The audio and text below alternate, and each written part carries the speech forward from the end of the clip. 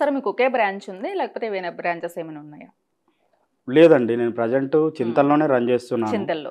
ఎందుకోసం అంటే కుటుంబం గురించి మనకు తెలిస్తేనే కదా పూర్తిగా అందరికీ అందుబాటులో ఉండి సర్వీస్ ఇద్దామనే ఉద్దేశంతో వచ్చినాం కాబట్టి, మనది ఆఫ్లైన్ కాబట్టి ఖచ్చితంగా నేను ప్రొఫైల్ తీసుకొని అబ్బాయికి సంబంధించిన అమ్మాయికి సంబంధించిన వివరాలు తెలుసుకోవాలంటే ఏదో మనం పిల్లల్ని పెట్టేసి బ్రాంచెస్ ఓపెన్ చేసామనుకోండి అది సక్సెస్ కాదు అనేది నా ఆలోచన.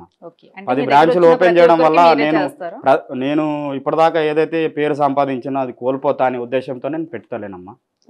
వస్తారు ఇప్పుడు వాళ్ళ పెళ్లి కావాలంటే ఖచ్చితంగా నా దగ్గర రావాలా. నేను చేస్తా అని పేరు సంపాదించుకుంటున్నామ్మా, అదొక్కటి చాలు నాకు. బ్రాంచ్లు ఎందుకు, పనికిరాని బ్రాంచ్లు. ఇబ్బంది పడకండి.